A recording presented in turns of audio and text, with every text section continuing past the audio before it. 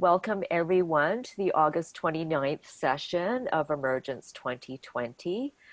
We're so pleased to have special guest mentor Jody Prosnick with us and returning mentors Crystal Dos Santos and May Han.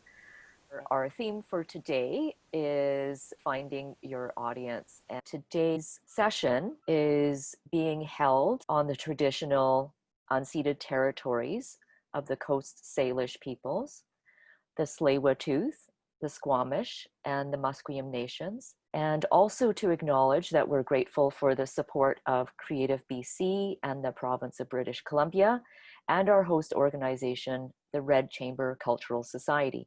I'm Catherine Lee. I'm hosting the session. I'm the treasurer on the board of the Red Chamber Cultural Society. Jody Prosnick is a judo-nominated bassist, composer, band leader, and educator. She's earned a reputation as one of Canada's finest jazz artists. As a solo artist and with her group, the Jody Prosnick Quartet National, she has won numerous national jazz awards. In addition to her own Juno-nominated CD, Jody has been featured on over 40 recordings. She's on the faculty at Kwantlen Polytechnic University and is the artistic director of the VSO School of Music Summer Jazz Workshop. Jody is very active in online promotion and networking, creating a far larger audience and community for her music than through traditional channels. Welcome, Jody. Hi, everybody. So great to see all of you. I always like to keep everybody on my screen so I feel like we're in a room together. It's very democratic because we're all in squares, so it's like everyone's equal. It's fantastic. So I just want to tell you how appreciative I am to be here today. I'm so grateful to be asked. I love supporting people in any way I can, and this is just an awesome venue and an awesome way to do that. I know a few things about some stuff, and although my resume has, a lot of cool things on it, to be perfectly honest, I still feel like I'm learning a lot too. So I think my first point to everybody would be that just stay really curious. There is actually no end game in the music world. It's a mountain that you never ever reach the end, which is one of the frustrating things at times if you have that mindset, but it's also like, whoa, what a life of adventure. So let's put, our curious learner hats on when I'm teaching, because I think that just staying really curious and really open is really one of the most important things, and understand that it's a bit of a jungle gym. It's not a ladder. It's not something you just climb straight up. It's like this and that. I joke, I say, I'll go from playing Amal in a Santa hat to the Orpheum the next night. And I'm not kidding. It's absurd. Crystal knows what I'm talking about. It's like, I am opening at the Commodore right now, and now I'm opening a grocery store. It's like, so, so just so you know, sometimes it looks a little fancier than it is, and that's okay. That's okay, the whole business.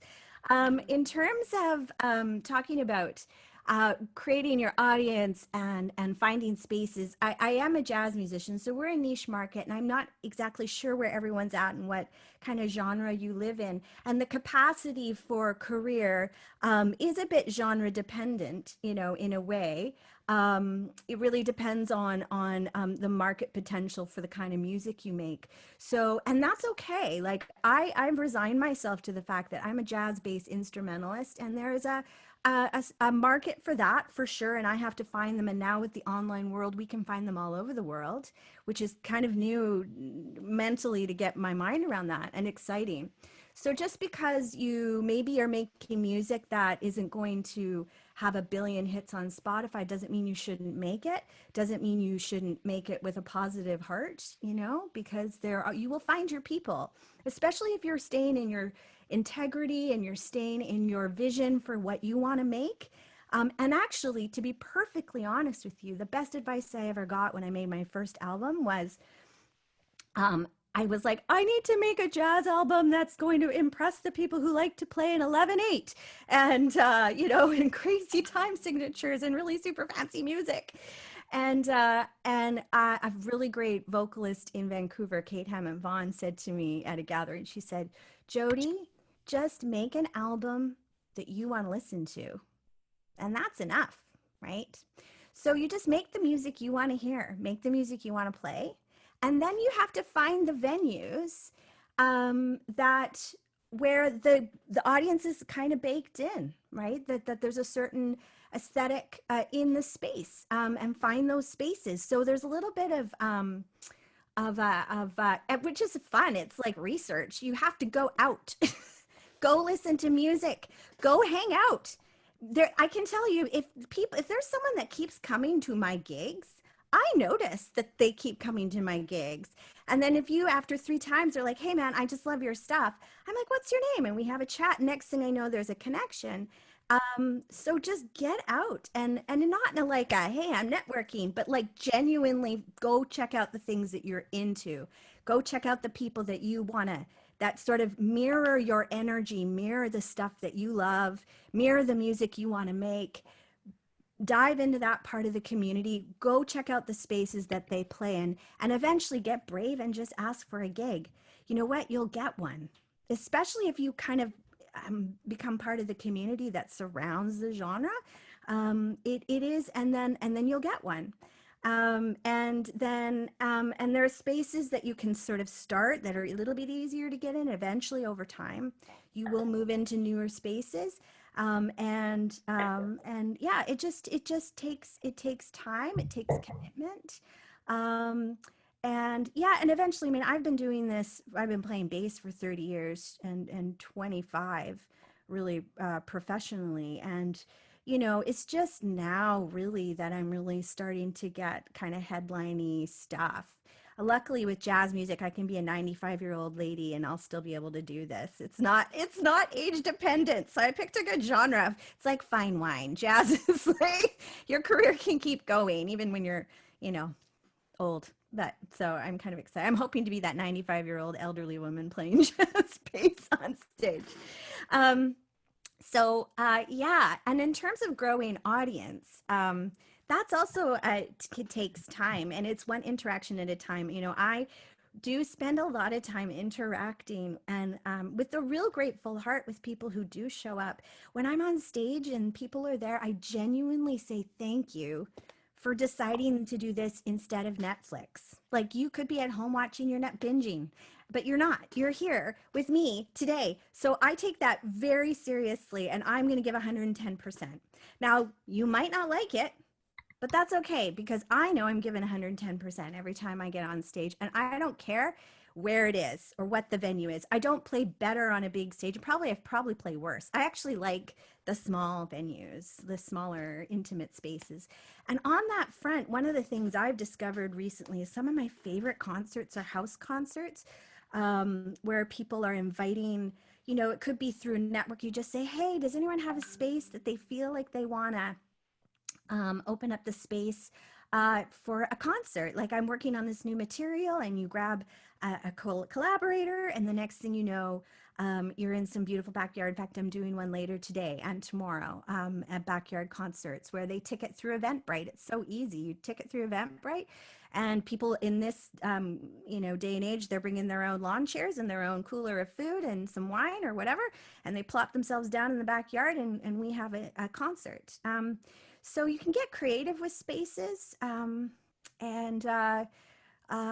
yeah, I guess that's kind of all I have to say. I'm just sort of pontificating, which I tend to do. But yeah, circling back, just the main point is 110% anytime your space, go hang out when we can. We can't now, but when you can. Sorry. That's actually everyone's like, oh, if only we could. But right now, you can just practice at home. This is like an inhalation period for all of us, right? We're all in our basements, inhaling. I realize sometimes I'm practicing when I'm playing with my 11-year-old and we're doing something completely non-music related, and all of a sudden a song will pop in my head or an idea will pop in my head. So everything is practice. Everything is art. Everything's raw material. Just don't segment it out. You don't have to be in a club. Anyway, I'm digressing. That's a different topic for on a different day. But yeah, creativity and making stuff. So yeah, but find those venues, go hang out in them, meet the people who play there, and eventually, over time. Oh, and also the other thing is don't be afraid to hire people that are more experienced and better than you, right? Surround yourself with people you actually really want to play with. You are worthy of that. Ask them to play. The worst that can happen is to say, I'm sorry, I can't. But you know what? They'll probably recommend someone cool because most people are really generous and maybe they don't have time or maybe it's not quite their thing. But if you ask, hey, do you have any recommendations for some solid piano players or drummers, they'll give you a list. Everyone wants to play and work, really, you know so don't be afraid of that, and that will help you, your music, your brand, your growth, which is a process. And they'll also, if they're more experienced, they'll be able to give you lots of advice. Yeah, community is everything for growing something long with that has longevity. I mean, you can get like a YouTube hit. I wouldn't recommend that. I would recommend the long game in this music biz. The long, just long, long, long game, long journey. It's like a beautiful walk in a beautiful park. And when you're going to notice gorgeous things along the way. So, okay. Catherine, do I have to keep going or am I done? I know you're the timekeeper. Sure. Do you Was know that what? enough? Was that too much? That was that I'm was an great. You improvising got musician. everybody fired up, I'm sure. Oh, did I? Oh, great. Yeah, yeah. Go team. Oh, look, it's Rah my rah. love book. I write everything in my love book, but I have my notes. I didn't look at them, but they're just here. I'm translating them, energetically. Okay. What I And pass the conch. speaking of which, So, I would love to hear about your. You talked in our rehearsal session about the social strategy and yes, the online strategies, and right. if you want to talk about that now, or you want to just circle back to that after hearing everybody else, that's fine. I'll leave it up to you. Sure.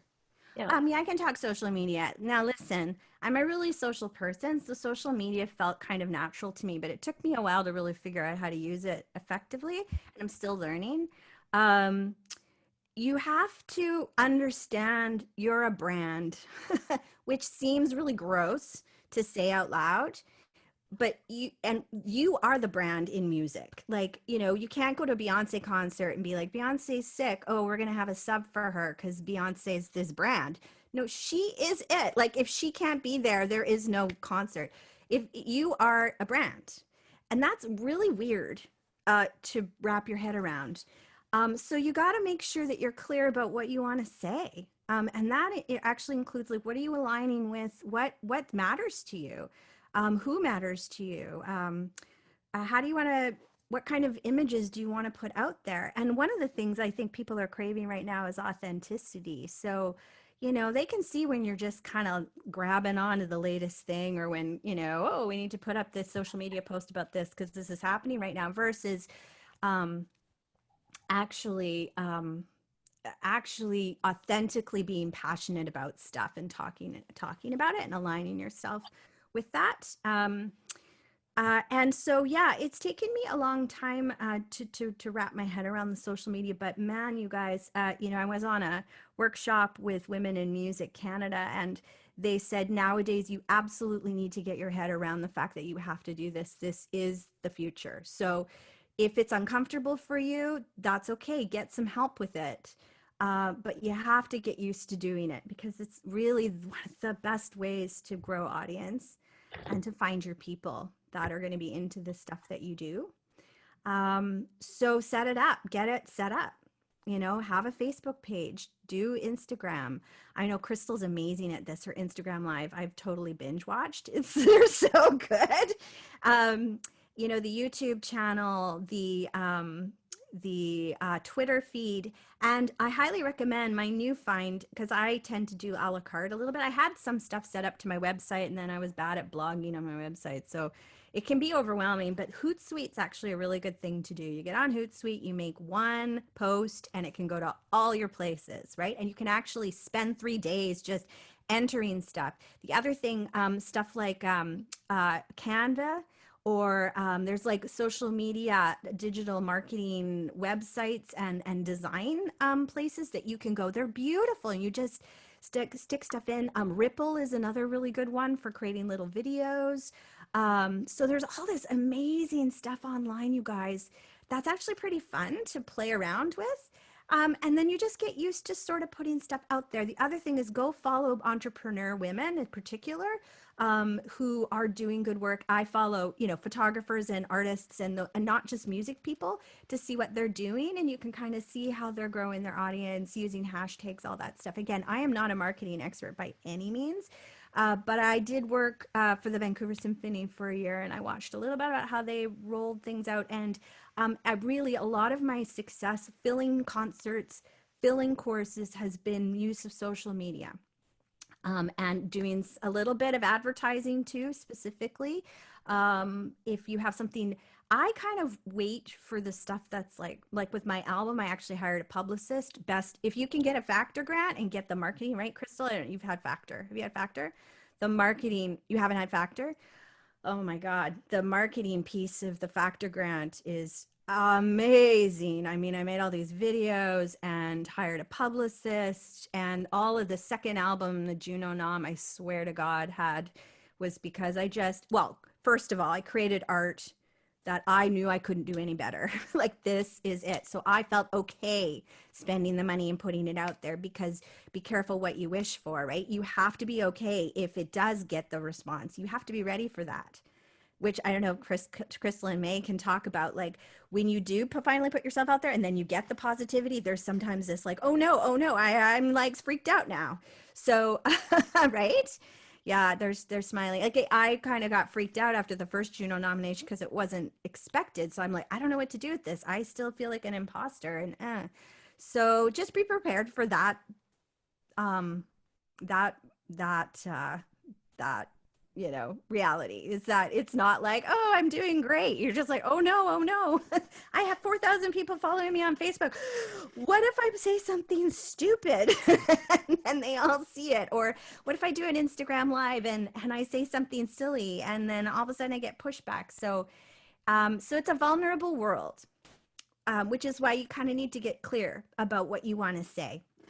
And then this is what I believe. Like, there are things I believe in. I believe that we need to find more women in the music industry. I believe that wholeheartedly.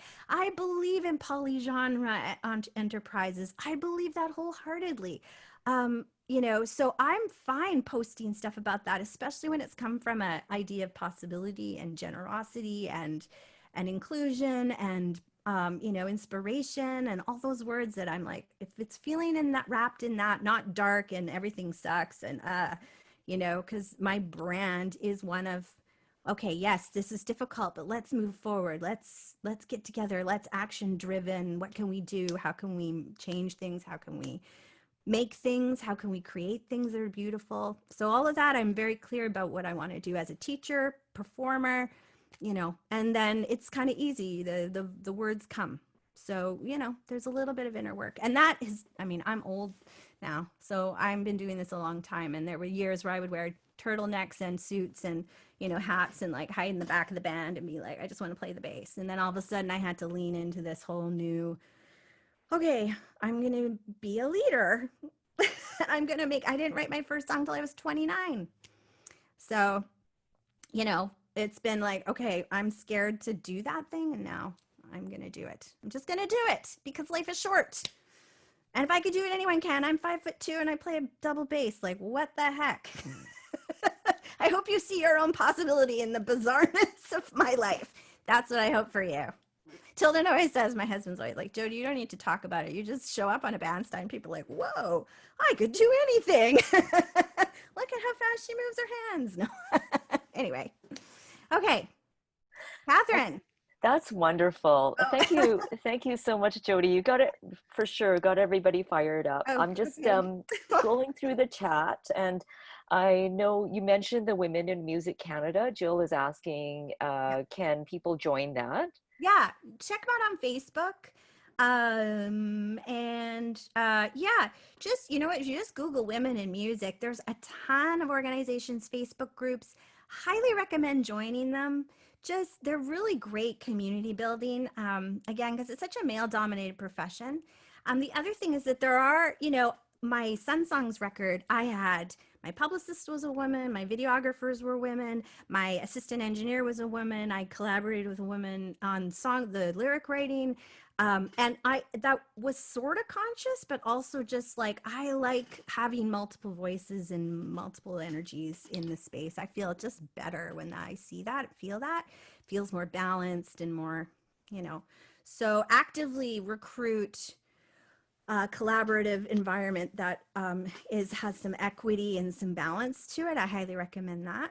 So you may have to find these places where you'll find those people because they aren't necessarily readily available because only I think 7 to 10% of the non-classical industry is women. So but there are amazing women out there. So you just have to look for them.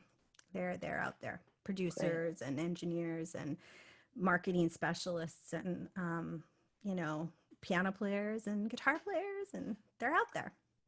Is that Yeah. the organization that would, is it like a musicians association directory type of thing where specifically women? No, they do they do some research and they do some outreach and workshops and that kind of thing. This one, I think it was one of the heads of Factor was on the panel. The head of the NAC was on the panel. Someone from SOCAN, which is the publishing, songwriting publishing, Factor, which is recording. And so they were giving, good solid advice about entrepreneurship and brands and online concerts. I haven't done a whole lot of personal like online concerts that were just my own kind of like on Side Door, which you guys should check out Side Door. That's a ticketed online concert platform. Awesome. Dan Mangan put it together. He's got a couple of business partners. They are just lovely. And a lot of people have done them. And I've watched a few concerts and they're quite fun. I know Sherry Elric, who is coming on later, she's done a number of them and she's really loved the platform. Crystal, did you do? Yeah. Yeah, I know. Yeah. Sorry. I'm not seeing anybody, but everybody. So yeah. Yeah, side door. Also, a lot of the festivals are going to online streaming concert, recorded or live stream. So finding again, getting in the festival circuit is a really good thing to try to do. Depending on your genre, the folk festival, or if you're really ambitious, create your own darn festival. Like honestly, like do just sometimes. So I know with the Fort Langley Jazz Festival with Dave Quinn and Karen, Dave was just like he wanted to create a festival that he always wanted to see. It's like an album, right? So, you know, we all have multiple hats we wear. I curate a lot of workshops and that kind of thing. That's sort of my other hat, and education opportunities. But yeah, start your own festival. You could do an online festival, and again, ask those people, get some creative BC money, and um, create your brand, create your whole world of awesomeness. It's so much better when it's not just about me and my music. It's about, okay, I want to make music with cool people in cool places with other cool people, and find ways to collaborate with other like-minded artists. Find ways to work together, to double bill, to yeah, create. In fact, my new initiative with my friend Amanda Tossoff is a pianist. She's also Juno nominated. We've started a website, a business together. I didn't want to do it on my own. I'm like collaborating. So yeah, I'm still talking. I feel like I've been talking way too much because we have brilliance coming, and also all of our brilliant guests as well. I totally want to hear from you. Probably a lot of this you already know. So like I Thanks said, so I know much, a couple of things about a few things, but I can talk a lot about those things. So, all right. Dr. Mei Han. Mei is a rare blend of performer and scholar, specializing in the Chinese zheng, the zither, the parent instrument of the Asian long zither family. Recognized internationally as an authority and virtuoso on the zheng, Mei's career spans Asia, Africa, Europe, and North America. Mei presents music deeply rooted in over 2,000 years of Chinese culture, with traditional and groundbreaking contemporary works that demonstrate the zheng as a serious instrument of expression for the international concert stage. May is the leader of the internationally touring ensemble Red Chamber. May is the founding director of the Center for Chinese Music and Culture at Middle Tennessee State University. And thank you, May, for this opportunity, and welcome to today's workshop. Hi. First, let me just say hi to Jill and Mandy, and who, I have already got to know you. I wouldn't say quite well, but certainly heard your music, saw your performance on different social media platforms, and thank you for coming back again.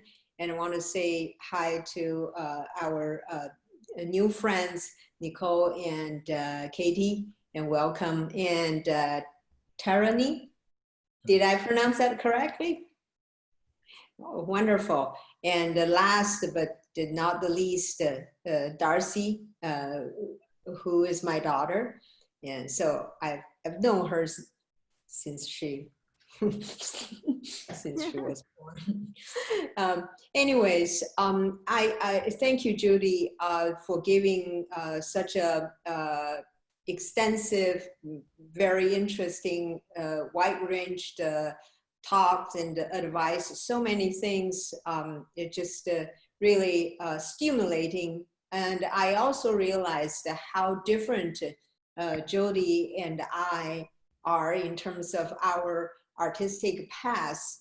And I think most of you probably can relate to Jody or Crystal's career rather than mine, because I came from a different country, different culture.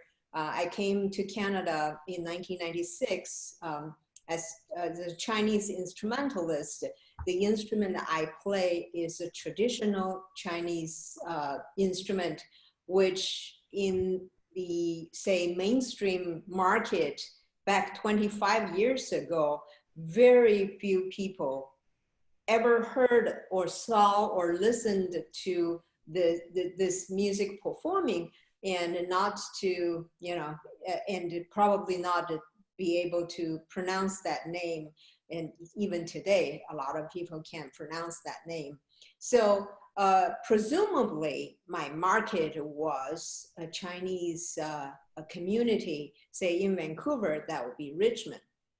But definitely not the case, because I was trained as a very serious musician, not like other people in Richmond are not serious there too. But that was not my goal. My goal was to bring my instrument, bring my music to a wider audience. That is also who I am. Otherwise, I would have stayed in China, didn't have to come all the way to, and also to prepare to learn English for 15 years before I finally felt I was strong enough to take a degree at UBC. So that was a long story. So coming to Canada, there was no market for me.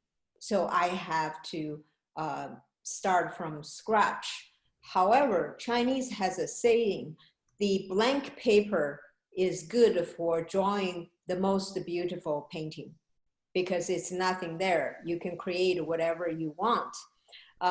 So I think that is very true to my situation and my growth as a musician in the West. And so what could I sell? So I think that was the second question. The first was, who I am, which we talked about it in the first session in this year. And as an artist, you have to know who you are to start with. And the second is, what am I selling? So even though that instrument was a strange instrument for North America, but it is, in terms of acoustically, the instrument is very attractive. It sort of like has a harp sound, and easy on the ear, to say that way. And also it looks very beautiful. Usually the instrument has carving. And for people who, you know, looking for something, again, I'm not saying this in a negative way, they're looking for something different, exotic. And that would be something to easily to relate it to. So that was an advantage to me. And also this instrument has a history of over 2,000 years. So what I am selling, no matter what that music is the history and the culture that support the instrument. There's a lot of story to tell about. And in 2000, early 2000, 2020, I think 2005, I created a Red Chamber. This is a Chinese pluck string ensemble. And it's an all-female ensemble. And that is quite rare, especially in world music, non-Western music genre. And you see a lot of Western, you know, I mean, African guys and lots of men play guitar. So of course, Middle Eastern and Indian, a lot of male musicians. To see a full ensemble of female is very rare. And I think that was the draw to the market. Let me just pull back a little bit. Where I was in the late 1990s, when I just came here after I graduated from UBC and decided to stay in Canada to make music, first I had to make a goal where I want to be. So where I was and where I wanted to be. So that gap, that distance is where I needed to work on. And again, the instrument was very strange to many people. And so what I did was start from learning improv and bring the improv elements to this instrument. That immediately opened the door. Not just, you know, with musicians from other world music genres, and free jazz, and free improv, and electronic, acoustic music. So with that tool and all these genres, I can combine my instrument with what the language that was already in that. So that really opened the market or broadened the market for me. And I also think that using the showcase as an opportunity, I have to be honest, I haven't done showcase for quite a few years since I got this job in the US. But before I came to the US, I did showcase every year, and I apply as many showcases as I want. And because showcase at that time, I don't know about now, Judy and Crystal can fill in that. Back then, or, you know, everything, if you want to get into market, you had to go to showcase. And specifically, what I want to target was concert series that organized by different communities throughout North America communities. And some of them had already had a long history. One community, a concert series we performed already had over 100 years of history. So that our kind of music is sort of, I mean, Red Chamber was sitting in between world music and chamber music. the concept of chamber music in the West. So that fits these soft seat concert hall with about, between 500 to 1,000 audience. That was the perfect setting for us. We play acoustic instrument, cannot have too big a hall. So showcases was very important. And I suggest if you haven't done showcase, do some research. In Canada, there are many across the country. For instance, in BC, we have Folk Alliance, but Folk Alliance is international. It's also around North America in big cities.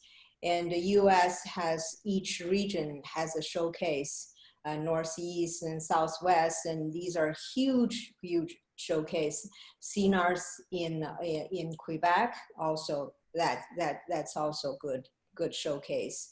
And also you want to do school shows at the same time. You want to tour, arrange a tour. You have evening concert and daytime or off days that you want to have school shows to fill in. And in BC, Art Starts is one of these organizations hire musicians. So I think get a list of showcase that is very helpful. And Judy was saying you needed to get online concert, but if you through showcases get to know some artistic directors and producers, and when they produce online concert, they will think about you as well. Yeah, so that's that. Also, I want to talk about personal growth. When you're looking for expanding your market, the bottom line is, as an artist, you have to grow. Your music, your product has to grow, that has more varieties. So you can sell this to this market, sell that to that market. So the more products you have and the more markets that you can occupy. Again, give you an example about Red Chamber. We play traditional Chinese instruments. We play traditional Chinese music. And so how could we get into a market that people could at least give us the opportunity to hear us? Whenever, most of the time, if you say, oh, I play Chinese music, immediately the door would shut. Oh yeah, it's I know it's a good music, but it's not, my audience is not ready. It's not for our community. So one thing I did was to find a commonality between our music and the music that North American or international audience are familiar with. For instance, give you an example, bluegrass. Bluegrass in North America is huge. Even when I didn't know about bluegrass, the first time I listened to that, I could just felt like I wanted to dance. It's because of that bass, that bass just drive. Yeah, so, and I saw the commonality between Red Chamber and also the instrumentation between Red Chamber and bluegrass. So we collaborated with a bluegrass band in Vancouver, Blue Jay, the Jaybird, yeah, which led by John Reichman, a mandolinist. So we learned a few old-timey music. So we played together. And that helped us to open the door to showcases. We submitted 3 pieces. This was one, and the rest was our music. So because of this, And we not only gained like 500,000 likes on YouTube on this specific tune, but also gave us opportunity to go to showcases. And through showcases, we get a number of tours throughout the years. So that's how, you know, put one fish and then lure, it all happened. And Crystal Dos Santos, an award-winning vocalist. Crystal is known for her powerful voice and her infectious warmth. Crossing genres, she combines soul with jazz, pop, funk, and blues into her own unique expression, while seamlessly moving between each style with total command. In addition to her music career, her developed sense of performance and stagecraft have launched her into a successful modeling and TV acting career. Whether as a solo artist, fronting a band, or being in front of the camera, Dos Santos exudes confidence, poise, and power. A dynamic performer, Crystal is always a step ahead of the crowd. And welcome back, Crystal. I'm just like feverishly making notes. I just sent like I want to showcase.ca in the chat. Somebody was asking where can you find these showcases, and that one is kind of like the cross Canada directory of these showcases, like what is it called? Pacific Contact, Alberta Showcase. There's one almost for every province and or every region. There's also one for the upper northwest of the US. You have to pay to apply to all of these showcases. I'm trying to just build on all of the information that these amazing ladies have already said. So it's valuable, it's worth it. It costs you money. Don't forget that. You have to travel there. Don't forget that. But the investment of $1,000 or so, it's maybe a $50 or $100 to apply, but then you have to pay for the registration, which is maybe around the $300-400 mark, et cetera, et cetera. But know that that investment into your career can blow up into a $50,000 touring contract. Does Canada Council still have a showcase grant? Probably. Good point. Thank you. They're not just Canada Council. Music BC probably has a touring grant where you can apply for showcase. Yeah, BC Arts Council. The Arts Council, all of these places. So you can apply to these things and then get reimbursed for these application costs, for the travel costs, for everything. So there's always support available to you. And it has changed my career. I did the Pacific Contact back in 2017. And in 2019, I then toured, multiple locations up in northern BC. I think I had 13 bookings off of the Pacific Contact. And then those all echo out to more things. My agent, who has brought me into schools and helped me develop my Motown School show, has met me at that Pacific Contact, and she's like, I want to talk to you. There's a market. Would you like to fill it? And so networking like crazy at those things, and you can get yourself like a little booth and talk to a bunch of presenters whose theaters and or festivals and or whatever are right there. So I just wanted to build on that because I was like, feverishly wanting to tell. Okay, so I also made a list so that I wouldn't be too redundant, or I could build upon rather than be, repeating. For me, everything has felt like a mountain in front of me for many years. And like, it's hard to figure out, well, how do I get into that door? And how do I get, into a festival? And how do I get to showcase? One of the biggest things that you should build, and especially for online stuff, and to get into any venues lately, is to build a really good press package. You'd like to hear more about the school stuff, I'd be happy to talk about that in a sec. Build yourself an amazing press package. And what I mean by that is get yourself a collection of really nice promotional photos. Go to a photographer and build yourself an amazing press kit where the photos are exemplifying who you are as an artist. Second, make sure you have video of you performing in a live capacity, not just at home or whatever, but even with a small audience. For example, at a house concert. You can make a house concert now with socially distant rules, invite 15 of your favorite people to your backyard and get a videographer to make or even just set up your iPhone behind some heads so that they see that there's an audience, and get a still shot of, not a still shot, but like a single frame shot of your performance. People want to see how you interact, what you're like when you're live in order to get a gig.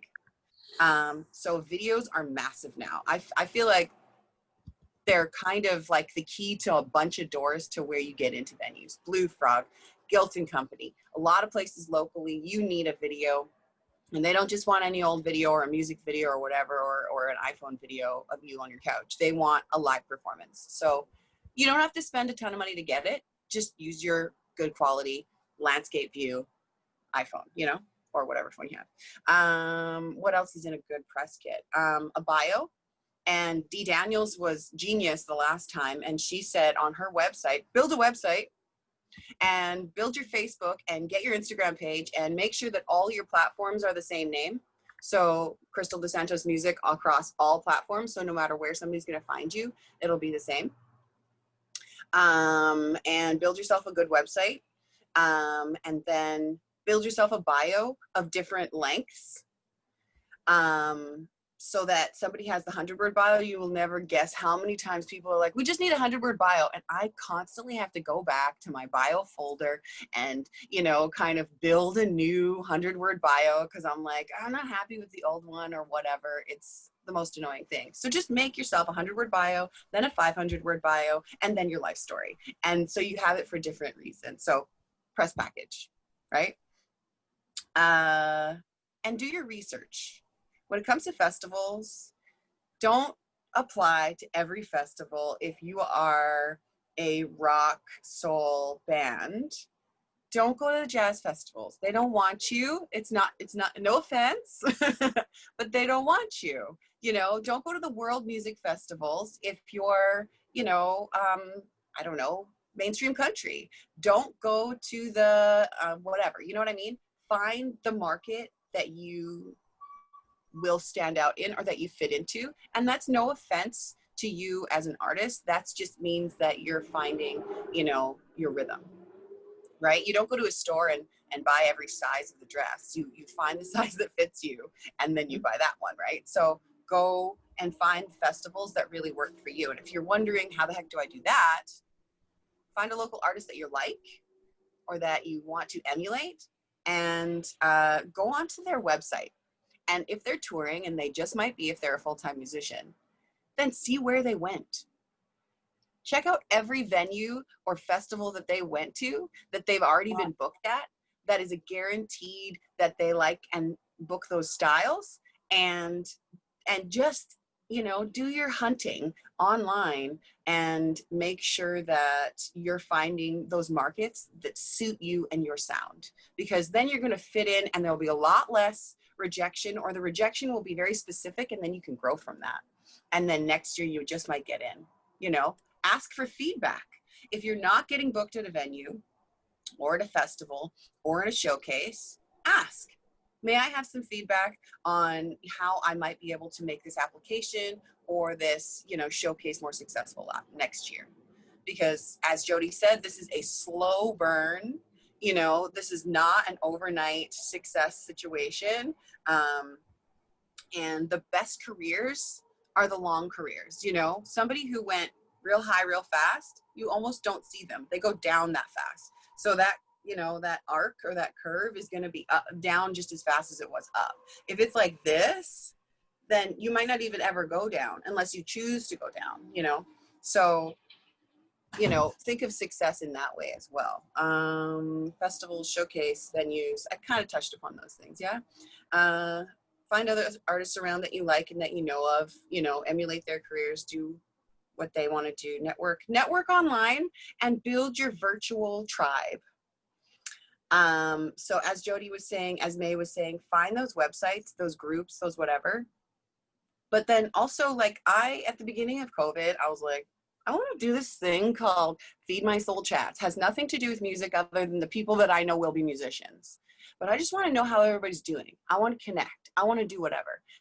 I would not have known that I knew 70 to 100 people just to have a morning chat with. But I did this every single day for 3 months straight. Then I switched it to Fridays only.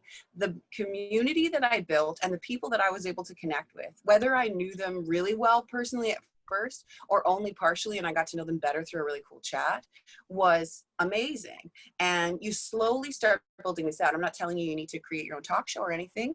I'm just saying that was my path to building a community. You can do the same. Find people who, you know, love fashion like you do. Follow them all, comment on their stuff, build that. And then when you want to tour, or if you want to collaborate and build your audience wider, then you have people just like you who also have audiences who might dig what you're doing and share your stuff, and then people will start following you, and snowball effect, right? And you can do that in person too. You know, reach out to somebody who you're like, man, you're doing something really cool and I really admire that tour that you just did or the school shows that you just did. Can I take you for coffee right now with a mask on and 6 feet apart? And can we talk about how you got there and what you did and how it went? Talk to people. Paths have been tread and just ask for information. Like, there's no shame in getting yourself a really awesome mentor who's been there and done that, to be able to, and Randy's saying best apply regularly, right?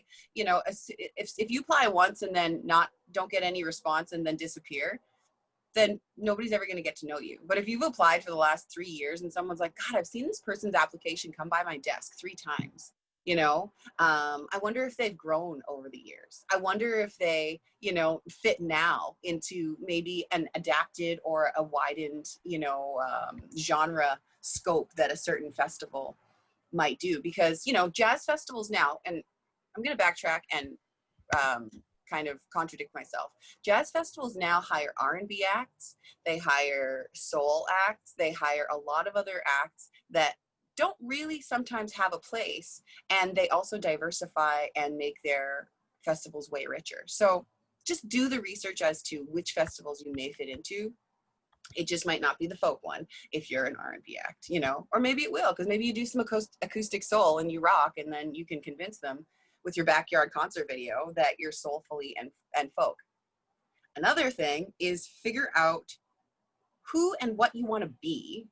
I'm also, again, building so that you know where you fit. For example, if I wanted to, I could probably say that I'm a dozen different genres, depending on what I'm going to perform that day or that time. If I'm promoting myself to play in lounges and hotels, I'm a jazzy, soulful duo, you know? Wear different hats and don't be ashamed of it. Build yourself the brand that you want to fit into, and then work that for the section that's going to work.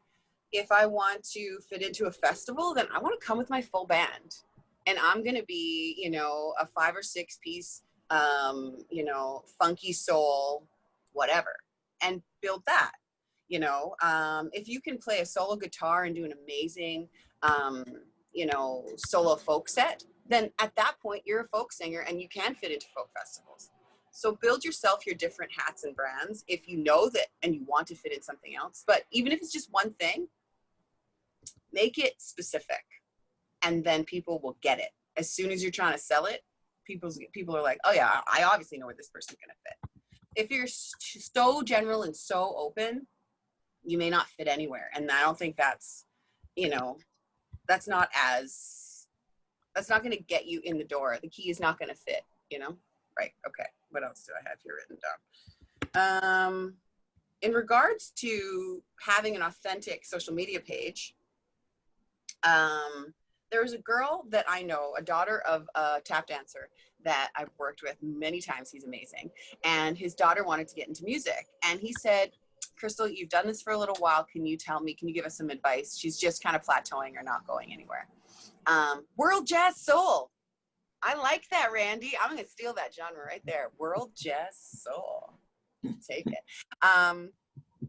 She had this page that I think she had some management or something that was creating this weird non-personal package, and it seemed soulless. I hate to say that, but she was a 17-year-old girl with so much personality, and I'd met her many times, and she was a hell of a dancer and an amazing singer and this incredible performer. And somehow there was this like weird pre-packaged, you could tell that it was just like a bunch of like canned stuff. Well, I said, she's got to infuse a little personality in there, right? You want a good looking Instagram page, but you also got to infuse your personality in there. So you have to choose who or how much of yourself you want to be. A friend of mine had a chat with me once, and she said, maybe pick 3 or 4 things that you love and constantly rotate and talk about those things. So maybe you love food, maybe you love fashion. Music is obviously going to be a part of it. And then maybe, I don't know, I don't like showing my baby or my kid on social media, but maybe it's your kid. Who knows? And then just rotate through it. Rotate through it. You know what I mean? Like, hey guys, here's a cool recipe I tried. It didn't work, but you know, better try better next time, you know, or whatever. And put your personality in, put your failures in just as much as you're putting your successes in, and people will relate to you. And that's when you're going to build the audience, right?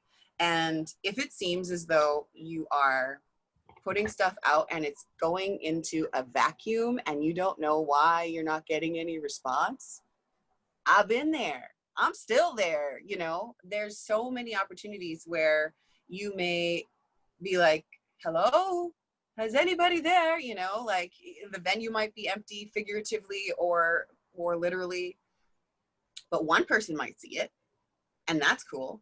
And so it's one person at a time, as Jody said. You know, if you put out a Facebook page, you might not have 10,000 followers immediately. It's okay. And don't compare yourself. Comparison, exactly, is the thief of joy. Don't compare yourself to the next person who's like you, who might have thousands more followers. In fact, friend them, celebrate them. I said this to someone yesterday. I said, comparison is the thief of joy, but celebration is like the spark of joy. And as soon as you stop competing and you can start celebrating people and building your tribe and find the people you love their music of, follow them, right? It's all about positivity, and the more positive energy and the less of this competition that we build, the bigger, the better our audiences, ourselves, our world, our communities will be. Community, somebody said it, May, Jody, somebody said it. Everybody, right? Will be stronger as. Mm-hmm. Sorry, I'm jabbing. Am I going too long? Tell me when we have to stop. Keep going? Okay. Choose how much you want to share. Oh, make art that you're going to be proud of in 10 years. Just to piggyback on what Jody said. Make art that you love, that you want to perform, but you're going to have to perform that 10 years from now. And if you want to be proud of that project that you did, don't half-ass it. Don't be inauthentic for it. Don't do something that feels like it's going against your gut. Always take the time. Time is there for you to take it. There's no rush. If you need an extension on your grant, ask for it. They're always forgiving of that. If you need, you know, another 3 months to get proper mixing done from someone else somewhere else, take the time. You know, don't rush into anything, because it will take away from your project and it will make you, I hate to say the word regret, I don't believe in it, but it will make you not love what you're doing as much as you possibly can. The more love you can infuse into your project and take the time to make it as perfect as you can, take that time. Ooh, I like this one. Make a vision board for your whole career. And that vision board includes where you might want to play 5 times a week. Do you know? If you want to gig that often, it's a lot. I did it for a few years. It's a lot. But if you want to do that, make the vision board and write those venues down that you want to play in. And if you don't know how to get into a lounge or a hotel or any of those soulless places where you play music for a long time to empty or non-caring rooms, it pays the bills, nothing wrong with it. It also sharpens your sword. And you can get through to those places with an agency. There are agents who do many things. Don't think that one agent does one thing. I have 5 agents in this city, and they all specialize in different things. One books for Whistler, one books for hotels, one books for weddings, one books for festivals, right? And they call me up and they're like, Crystal, can you do this little thing for this little thing? It's X amount of dollars and it's from 5 to 7. You know, can you come up with a duo? What's your quote, right? And gigs will come to you if you, again, build a nice little package, very saleable, very specific. I do duo jazz, and then you call up Seagull Entertainment, you call up Musos, you call up, you know, Railtown Entertainment, you call up all of these people and you say, I've got this musical package, I want to work. What can I do, right? So there's an avenue of being your own agent, and there's an avenue of asking people that you want to be a wedding singer, because that's half my income. Wedding singing. And also create your own opportunities. You know, again, it was mentioned multiple times, but all of the projects that I'm working on right now, other than a couple of small side gigs, for example, a lounge that I'm going to tonight, not mine. All of the big projects that I'm doing right now are self or co-created. And it feels good because I know my intention for those projects. I can control the message of those projects. I know who I want to reach with those projects and how I want to share those projects. Let me tell you what 2 of them are. Hey Viola is a musical cabaret telling the story of Viola Desmond. And she is, I'm playing Viola and telling my story as an autobiography and then singing songs of her time. Somebody approached me about this, but why can't you just do it? Why can't you do it for yourselves, right? There's lots of things. And if you see someone who's created a musical that you're like, this is amazing, talk to them. Ask them how they did it. What are you doing? How do you get there? Can I try? Would you like to collaborate? Do you have time? If not, can you teach me? You know, create your own opportunities. Create your own festival, like Jody said. Make your backyard concerts. They are some of the best things ever. Under the stars, in the trees with twinkly lights. Are you kidding me? That's better than any venue. It's so gorgeous, you know. Yeah, get your own sound equipment. Build your own packages, you know, like there's so many, you can get a couple Bose towers or whatever, and like, you know, build your own setup so that you can go and just set up. Be fully self-sustaining when it comes to being a package. And don't get stuck on being one thing. As I said before, wear many hats if you need to or if you want to, or instead, have your job, your day job, your passion, your education, and pursue that, and then make sure that the presentations or the performances that you're going to do are ones that will fill you and feed you the most. You don't have to be a full-time artist to be a successful, like, original musician, or even if you just do a couple cover gigs. Do them quarterly and do them well. I have some friends in Edmonton who have a cabaret style show, and I think they do 3, maybe 4 shows a year, but their big show is their Christmas show. And, you know, it's 2 women, and they do some comedy and they do some musical theater, and they just make their own cabaret show, and they build an audience that's always sold out, because sometimes if you play all the time, you're killing it. You're overkilling, you know, but sometimes, and that's where those kind of gigs where you're playing to a non-audience, you know, that's what fills up your schedule sometimes. But sometimes if you're going to just play a limited number of shows in a year, then your audience that you build is going to be like hungry for it. And then, you know, it's going to be more of a special presentation, especially if you don't want to do covers, if you don't want to be background instrumentation, if you just want to do your original stuff. Just pick and curate wisely. And I think that one question I've just spotted from Jill, our album isn't done, but she's heard that she needs a 1 year to 6 month plan to launch an album? You don't need a 6-year plan, really. 6 months. 6 months. Oh yeah. Oh, I That's a thought good. it was, oh, 6 month, 1 year to 6 year. I was like, 6 years. Wow. That's, yeah, taking your time. It's totally good. Yeah, definitely.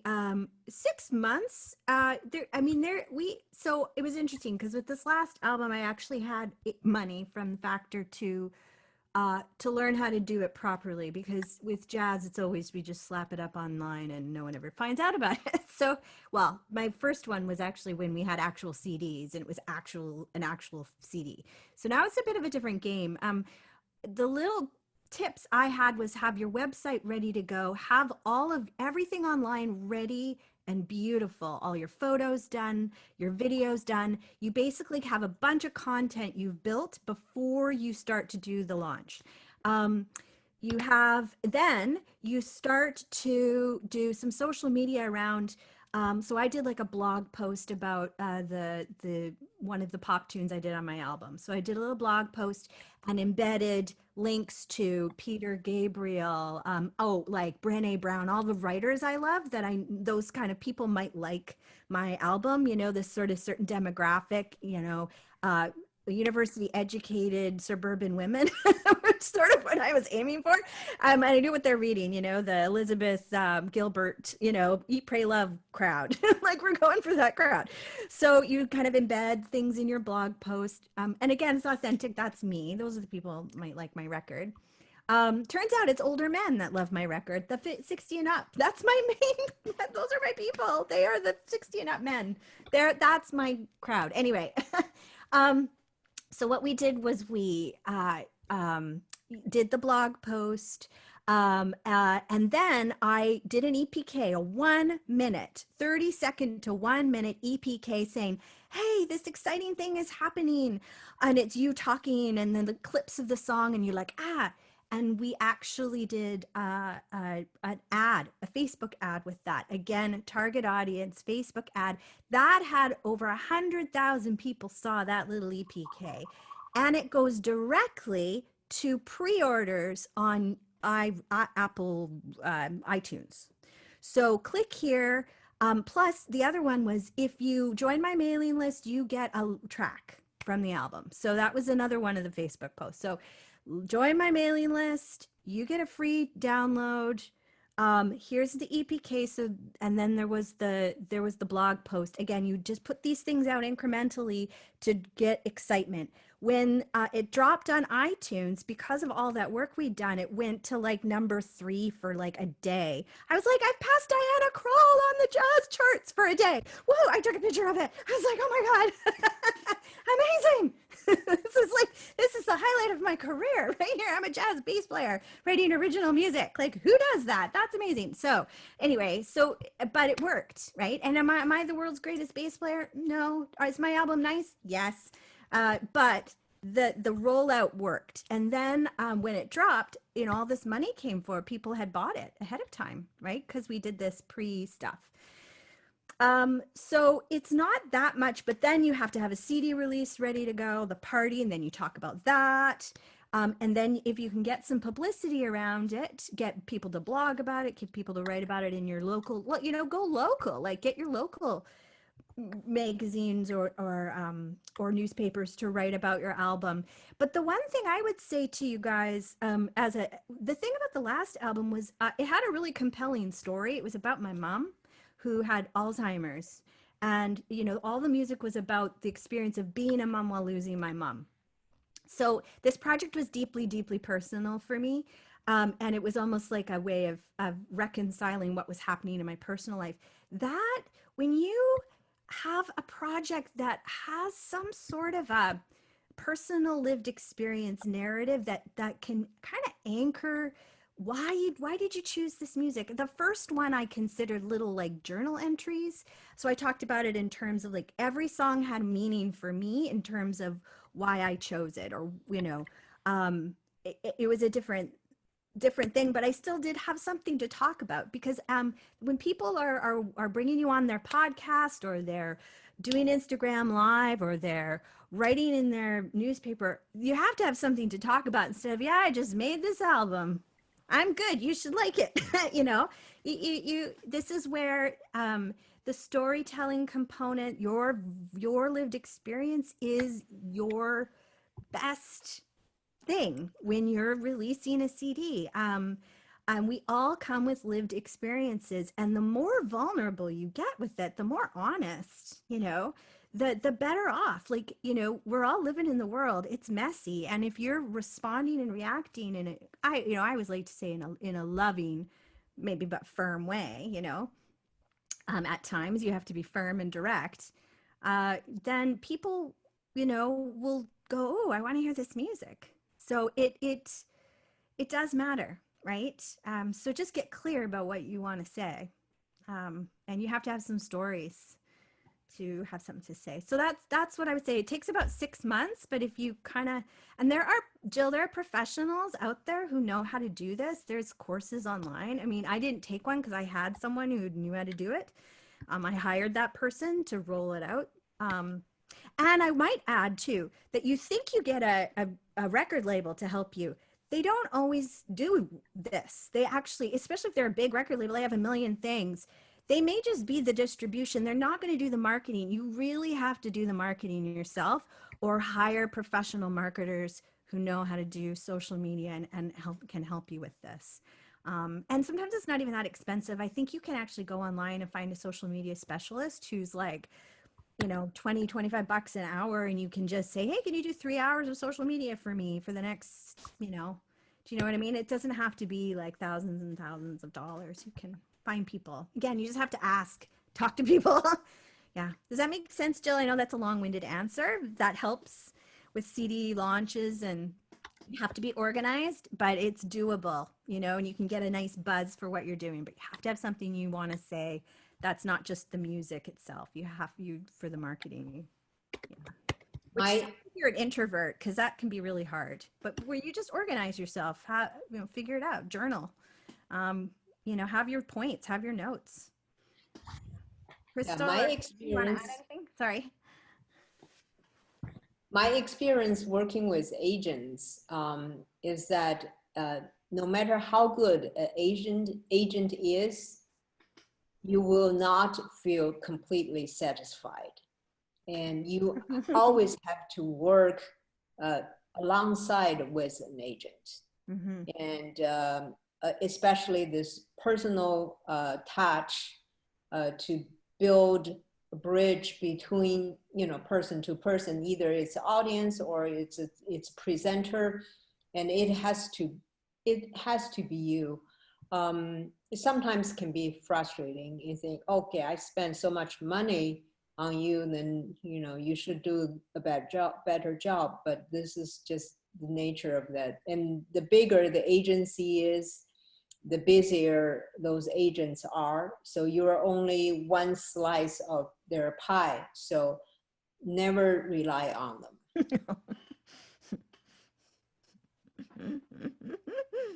Yeah, yeah, yeah, yes, yes, yes, yes, yes, yes. Just to add to that, I second everything that Jody and May have said. To add to that, yes, think of these people as being like external contractors for your already established business.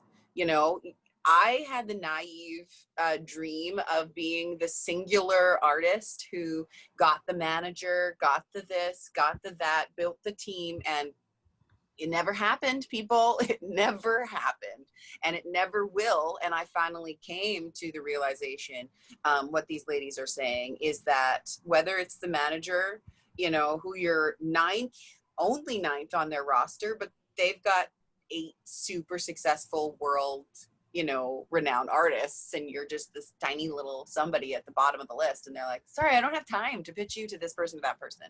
You know, that's where the I want to showcase.ca comes in. Pitch yourself. You know, that's where having a diverse range of agents comes in. You can't book everything through one person, so book it through many, you know, and just make sure that you're getting non-exclusive contracts. And I never recommend any kind of exclusive contract for nearly anything. So you know, unless it's something so minutely specific, like children's shows. Like I have one agent for children's shows. Nobody else can really book me for those, which is fine because nobody else wants to, you know. And yeah, make sure that it's like you're running your own business, and then you're hiring an outside person to do this singular contracted job. You know, it's like a designer, an agent, whoever. They're all like, you know, a one-off thing that happens in the bigger picture of your already established package. Hey everyone, welcome back. Yes. Hello, everyone. And thank you, Catherine. Thank you, Crystal. Thank you, Jody. And thank you, May, for this great opportunity. My name is Tarana Musavi, and I came to Vancouver on the 12th of March, just before the pandemic. And I lived in Germany for 7 years before that. Like prior to that, I studied jazz performance in Cologne. And I'm originally from Iran, so that's almost about it. I write my own songs. I have my own project. I recently finished my bachelor's degree with a recital presenting my album, which I haven't recorded yet. But what I found fascinating about this was that I was actually seeking my audience here in BC, and it's really difficult because of the pandemic, because I can't really go to events, so I have to really find out ways to like meet people. And I found the title of this event really fascinating, like find your audience in BC. I was like, yeah, that's what I want to do. I really want to find my audience here. I want to get to know musicians, and I want to learn about the industry, about the music scene here, because I think it's similar to your blank page. I'm a blank page right now, so I'm waiting for my beautiful painting. Tarane, did you say your genre and in music? I'm No, sorry if I missed that. no, I did not. That's actually a very good question. I would say that it's rooted in Iranian music, but it's not. It's like you can hear the Iranian roots, but it has also like elements of jazz and also elements of R&B and neo soul. So I would say it's kind of like a mixture, a good melting pot. Let's call it that, or a mosaic. Mm-hmm. Yeah. Wonderful. Good, good.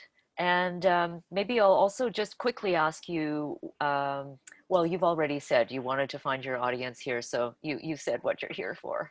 Yeah, Yeah. that's great. Thank you so much. Yes, And thank you. Nicole, you're next on my screen. Great. Again, thank you so much to Catherine and May and Crystal and Jody. This is great, and for all the participants. My name is Nicole Arndt. I have a classical training. I have a master's degree in orchestral percussion, and I've worked in chamber music and orchestras. I'm the principal timpanist of the Vancouver Island Symphony. About 7 years ago, while continuing all those things, and I'm also an educator and pianist, I started to improvise, which was really terrifying, but now I love it. And I have many, many hours of recorded live improv. I play marimba mostly in that. And I now have been writing along with my partner, and we have a new project called Brave New Band. We recently won a BC Arts Council micro grant, and we're working on our first music video. We're both introverts, so we're starting to discover these things like Instagram, and it's nice to hear some of the encouragement to get out there and to try it, because that's tricky, but it's good to hear that it's worthwhile. And I think I said when I applied, I'm here to find my audience because I've never really had to find my own audience. I've worked in orchestras and people hire me based on an audition I've done or other things, and now we have this great project. We want to tour, except the world is closed to that. And I think I feel some similarities. I play marimba. I was looking for hashtags. There's not even a Twitter hashtag for marimba, which is odd. And we're not aware of a band that uses marimba in a non-world music setting. It's kind of an interesting thing. My partner plays curved soprano saxophone. Very few people do that. So sometimes we feel pretty lonely. We live in Nanaimo, which is kind of a small center. So when I think, Jody, you're saying go out and see people that you like, it's tricky, even in non-COVID times. And I also am not sure what our genre is because we're influenced by jazz, but we don't swing. Our music is original. We're influenced a lot by contemporary classical music. And I find it's hard when we're applying for grants and you have to tick off the box to say what's your genre. I'd love to have some feedback as to what to say for those things. That's an interesting point about the hashtags, by the way. I'm wondering if you can just invent your own, because you'll be the only result Maybe, when people look for that term. maybe. So anyway, yeah, Yeah, that's interesting. And it's an interesting challenge. Thank you very much, Nicole. thanks. And next I have on my screen is Darcy. Okay, just unmuted myself. Hi.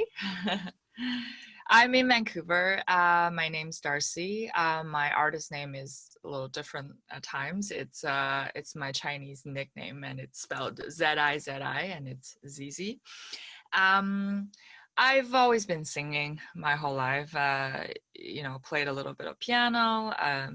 I co-write with a lot of people, and it's funny. I was listening to you guys talk about genre because I was actually telling Randy yesterday that right now, in terms of genre, I really feel like a blank page.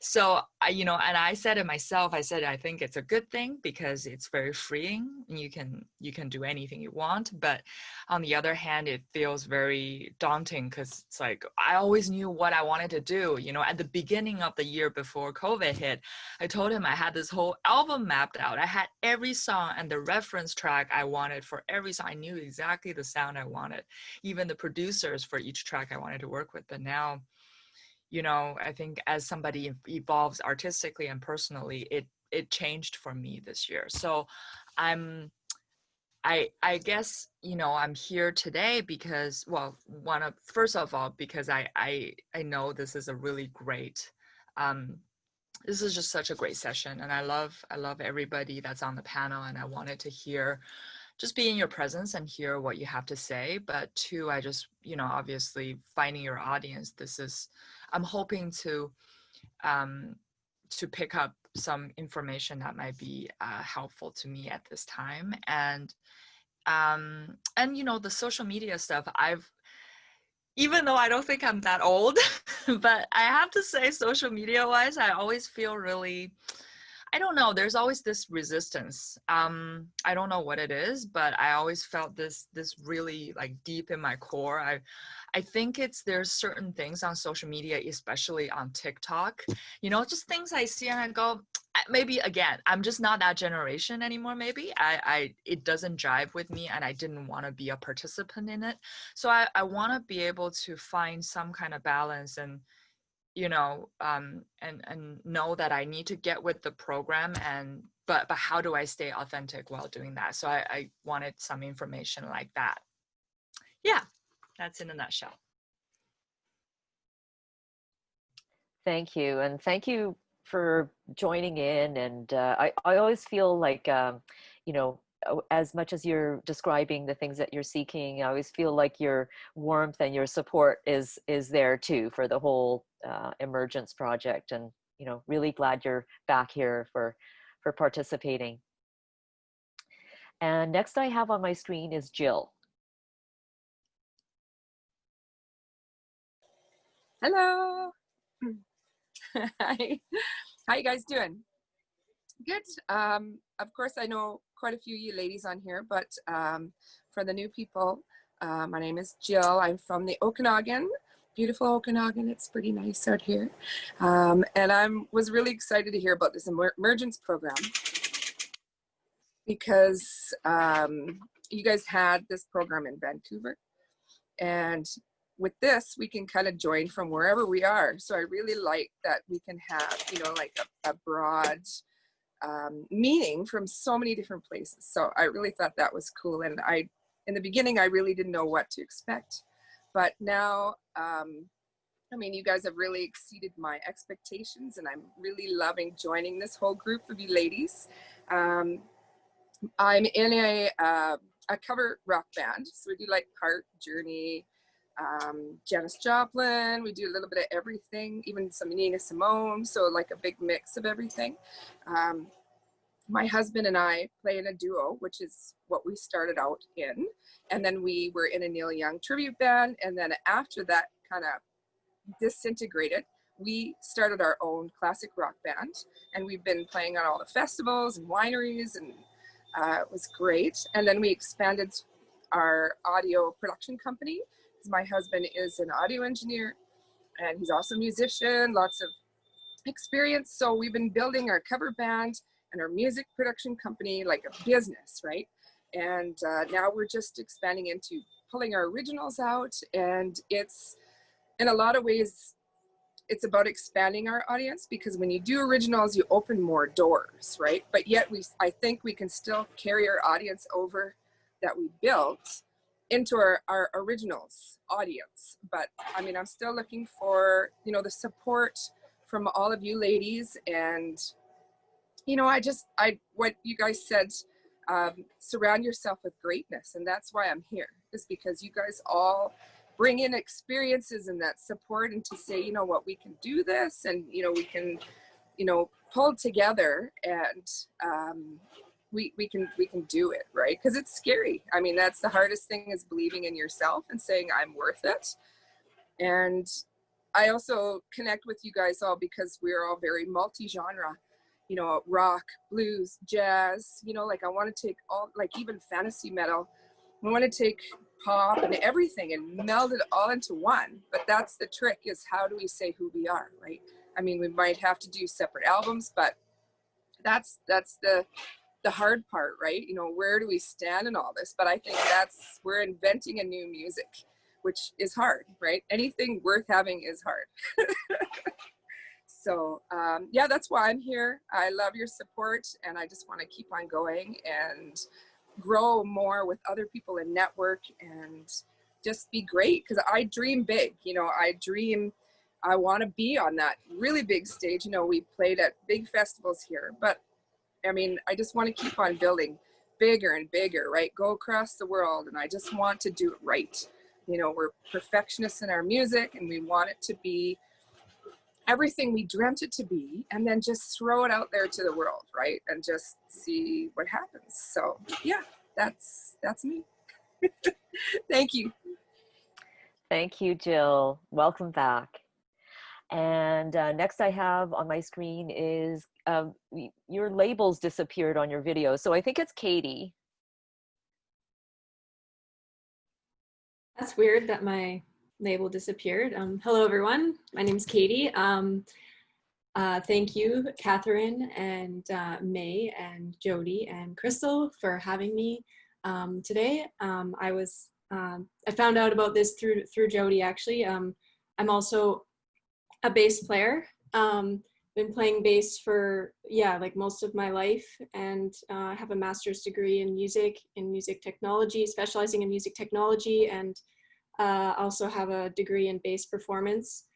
And I guess like over maybe the last several years, I've started getting into songwriting and singing. I've actually been singing since I was a child as well, but I never used to like singing when I was younger because I'm actually quite introverted. So being a singer was like really scary for me as a bass player, where I can kind of like hide behind the singer as a bass player. So yeah, I was interested in this panel, obviously, because Jody's here, and I've already been doing some things with Jody. She's been helping me with producing one of my songs, and we've been doing a few bass lessons together and things like that. So I was, keen on soaking in more of Jody's knowledge, but also keen on meeting all of the rest of you and soaking in, the knowledge from everyone, and just getting some advice on, the social media and the marketing side of thing, because that is, again, as an introvert, something that I'm not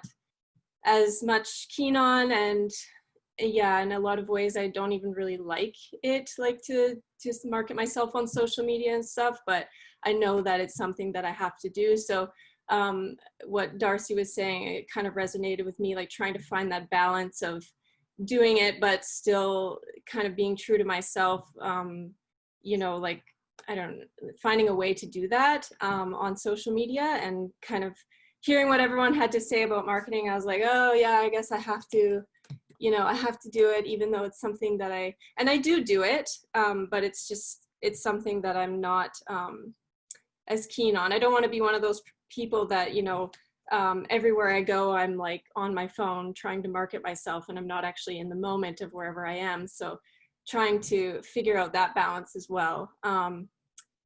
In terms of like the genres that I'm in, I have a few different projects. So one of them I'm calling experimental rock.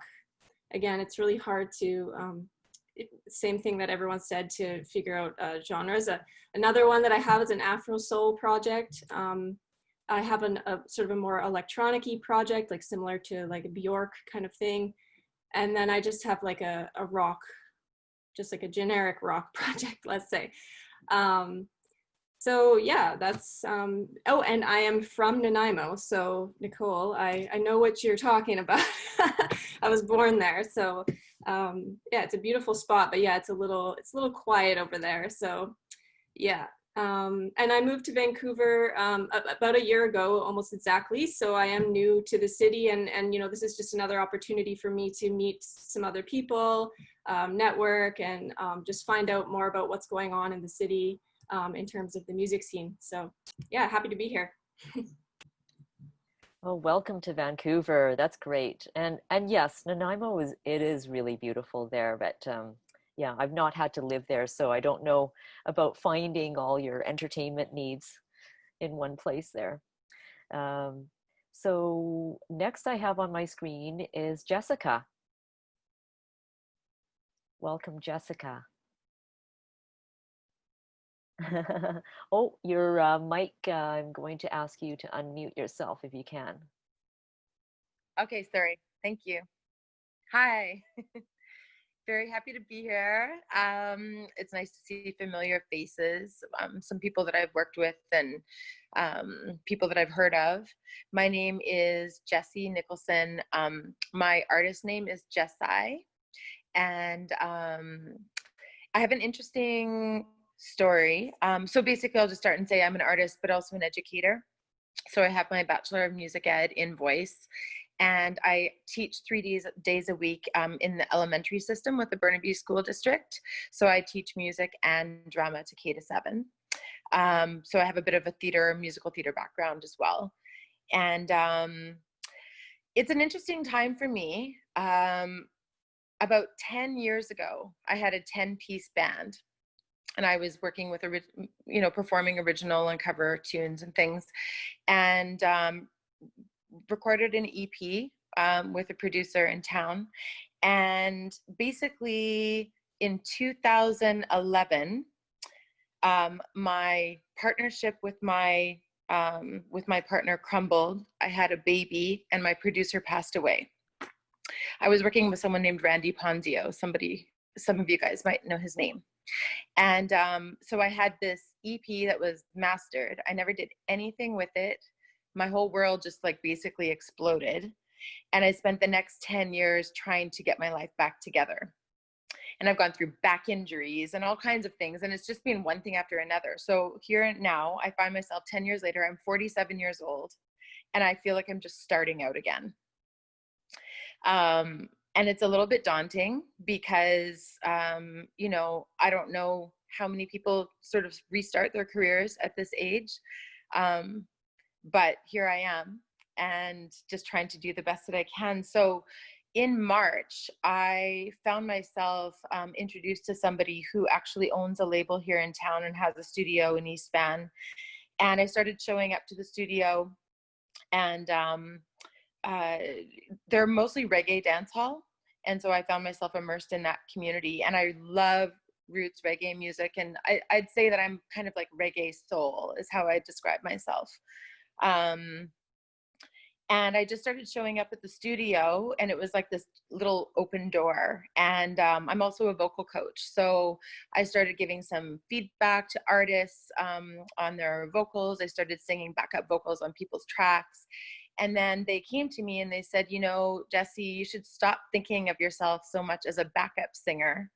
And you should, you know, start stepping into that lead role again. So over the last 10 years, I've, you know, sang backups for people. I actually had the good fortune of singing backup for Daniel Caesar on the 2018 Juno Awards at GM Place. And so like I've had some really exciting opportunities, and I love singing backup, but it's like some of you guys were talking about the imposter syndrome, and it's like, who am I to, like, you know, become this featured artist, you know, or whatever. And but I really am starting to feel it now. And so long story short, through this label, although I'm not signed yet, I think there's talk of that. And I do want to, I'm open to feedback too around, like, when you're looking at possibly signing with a label as a developing artist, like what are the questions you should ask? What are the things you should look for? All these kinds of things. But we just released a single. I just released a single called Rise, and it's out on all platforms. And so that was like a major milestone for me. And you know, with the website, the social media, like all of those things, I've been just pushing it so much to try to create some sort of presence for myself. And, you know, this label is run by all men. So, you know, I'm sort of that female presence, and I'm sort of working with the team a little bit as well, like on the inner circle. But yeah, so that's one thing I wanted to say is, like, I'd love to have a group for women in music in this province that can support each other and, you know, raise each other up and things like that. I'm getting your message. We're all here to support you. Thank you. Yeah, because you can't do it alone. You can't be an island. And I think that when you know that you're going through the same things that other artists are going through, or struggles or insecurities, or, you know, the great unknown, it's just nice to know that you're not out there doing it alone, because it's a lot of pressure. Yeah, and I think that some of you guys are saying you can relate, and that's awesome.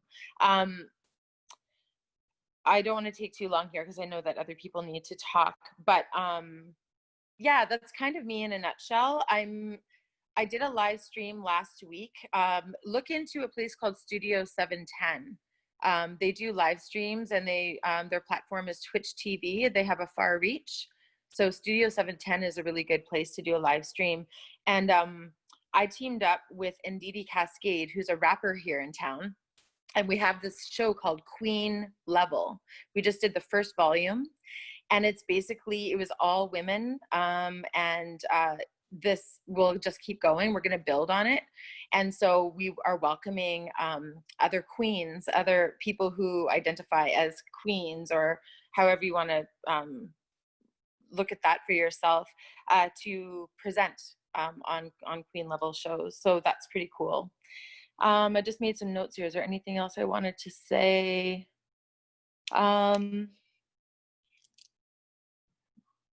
Oh yes, I have a little side business where I create promotional material for artists and low income and entrepreneurs and things like that. So if you're interested in that kind of support, or even learning how to use some platforms like Canva and stuff like that, if you want to do it for yourself, feel free to contact me, message me or whatever, and I'd be happy to share or like offer you a really good price.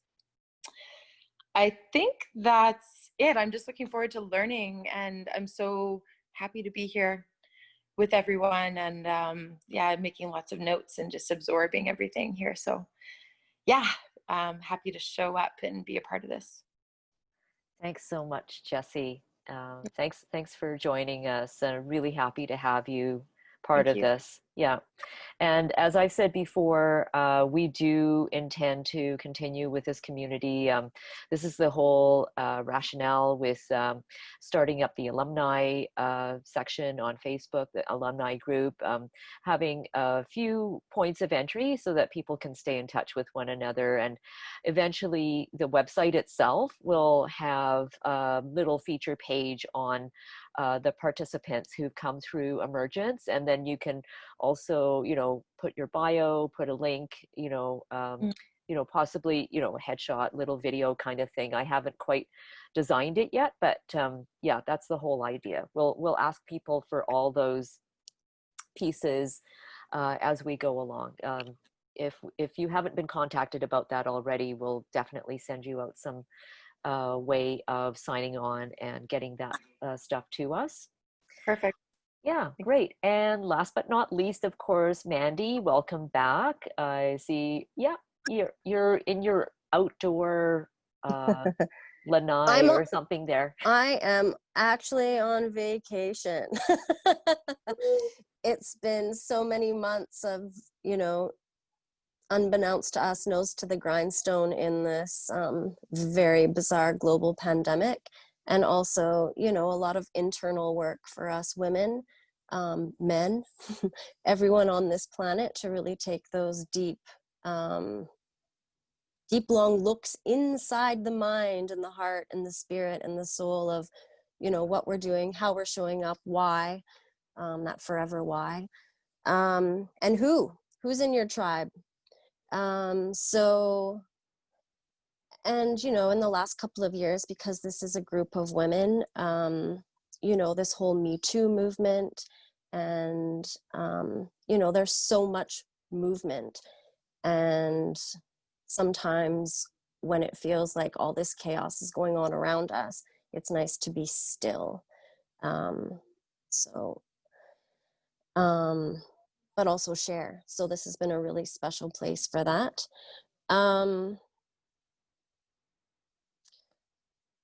guess Cole's Notes, musical theater, singer, dancer, actor, always knew that singing was going to be kind of at the heart of it. That storytelling element of transforming space and transfixing an audience, whether that's children's theater or solo or fringe or, however it needs to be shared. And have really been kind of pivoting in this whole dynamic with doing online shows. And they've really kind of become a full-time job. We did get sponsored by a local liquor store. And so each week we do different live tastings on our show. And those shows have, prompted us to be doing more shows, because a lot of festivals, if and they did pivot in time and or still had their funding, we're going online, and that was the pre-recorded situation, which is kind of fun because you get to control typically what you put out there, but then also you could be live streaming it. And so navigating all of these things as a multifaceted performer in wanting to show up and do what you do, how you do it, the way you've always kind of wanted to do it, under most bizarre circumstances, of course, has been a little bit crazy making, but also good fun in, moving through this pandemic, but also sharing who we are, why we do what we do, with love, and building it from there. Yeah, welcome back. And Katie said that something happened with the technology, and she somehow popped out of the breakout room, but yeah, Jody, if you just quickly wanted to summarize for your group. Yes. So we all have these projects and things we want to do. It's really important to get organized. The best thing I ever did was get a really beautiful website done with a store on it, put a store on it, hooked up to PayPal, make stuff and sell it on your own. Get beautiful photos done in a multitude of different vibes, like different places, different outfits. Get good photos done. And put the calendar, and then make a product that you love. You have a CD, make a CD, just do it. Once you have those things in place, it's like your calling card. And then you start to roll out the projects. The problem I always had for years was I had multiple hats, and I'm like, I don't know who really I am. I'm a teacher, I'm a this, I'm a that, I'm a da da da da.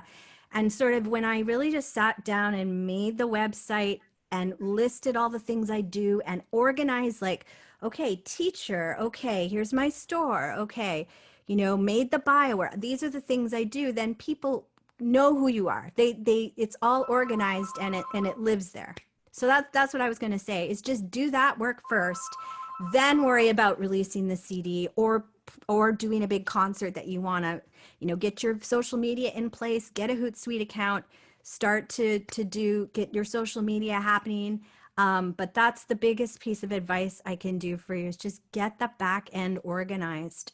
That's what we're doing with this new website, and it's been great. In 2 days, we had 600 likes on our Facebook page, and we've launched our first webinar. We have 130 people signed up because we did all this work ahead of time, so that when we said, here it is, we were organized. We knew, okay, I'm going to take this, I'm going to do this, I'm going to invite here, everything was there. So we did a little live video announcing the platform and, da, da, da. So that's what I would say.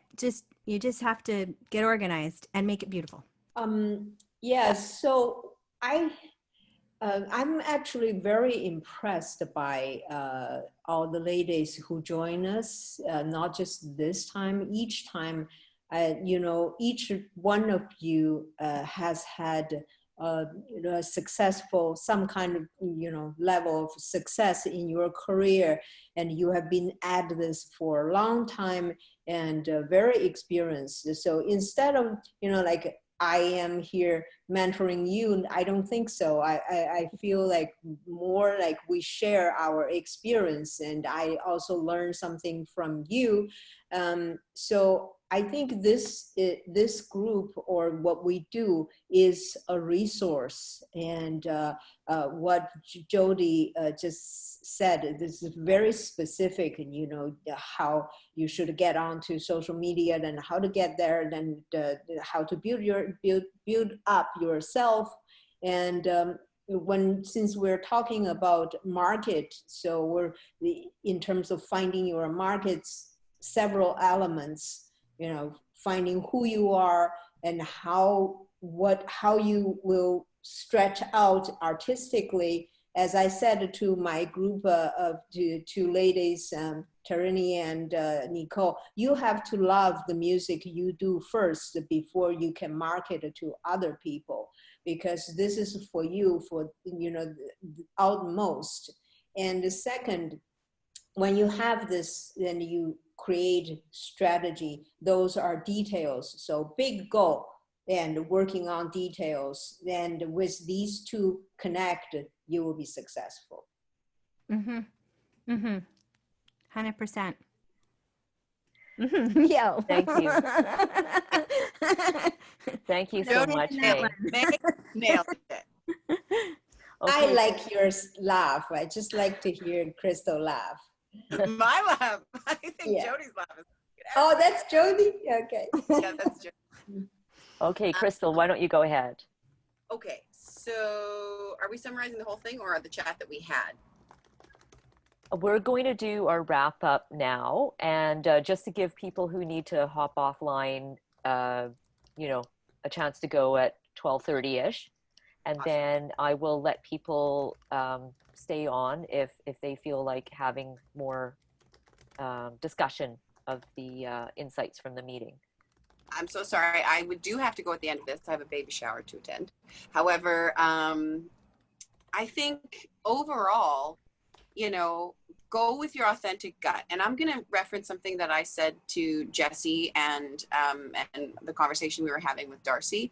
I gave her some strong advice to not do something. And I just want to clarify, do what your heart tells you to do. However, be very strategic and careful, and if there's an exclusive, I'm not a fan of exclusivity. I think that if you are able to, your freedom and your power is your ability to reach out and build community and collaborate. And that's where you're going to get as much experience and connection as you possibly can. And this is for everyone in the sense that, you know, reach out, collaborate, build your audience, build your tribe, more importantly, and try and get as much of yourself out there as you can. Share your wealth. Share it. Thanks so much, Crystal. And really, everybody, Jody, Crystal, May, thank you again for such an amazing session and sharing your wisdom and all your insights. That, you know, we've got this incredible list of resources that we started on the Facebook page. So, you know, continue to add to that, you know, just share with one another and, you know, share the wealth, as you say. Yeah. Can I just say one quick little thing before I go to everybody? I know this all can feel really scary when you're putting yourself out there. It's scary. It's still scary, but you have everything you need to do it, right? You have everything. So just do it because we have one life. We just got to do it. Just put it out there and know that, you know what? There's 3 of us here who are 100% available for questions, anything you need, resources or whatever. Anything I have to offer, you know, it's yours in terms of, you know, people you need to know or who can I trust? That's a good question for us. Who can I trust this person?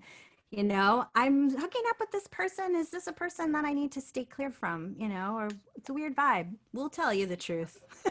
And I gotta Judy, go. Mwah. Love you all. Judy, Judy, Tarana is new to Vancouver, and I asked her specifically get to know you and Crystal, help her.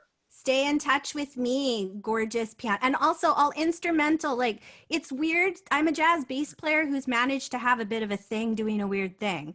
So for those of you who are doing unusual things, looking to have a thing, I'm happy to talk about that, right? Manos, we're a little outside the box, but we have a career. We managed to make stuff happen. It's cool.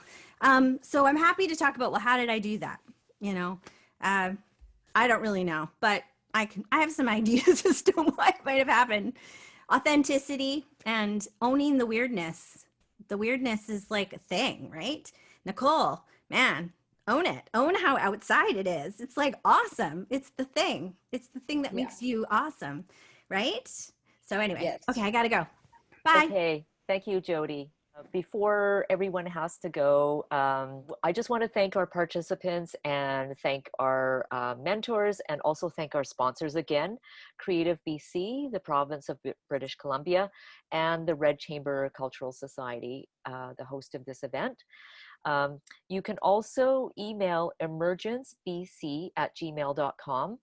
If you have any portion of this video, I mean, it's already gone live on Zoom, on Facebook, but we also have a Zoom recording. And if you feel like you need to, you know, delete anything from that, just email us and let us know. And just as a reminder of our future workshop, September 26th, that's also the last Saturday of September. Our theme is survival in the modern world, the art of business, licensing, and beyond. And our special guest mentor is Mary Anchetta. And Mayhan will be joining us again. And our third mentor is Deirdre Morgan. And we'll be discussing making your music work far beyond the stage, learning the business of making music for film and TV, discovering how to license your music, creative approaches to business, get your sounds and songs and your name on the worldwide stage.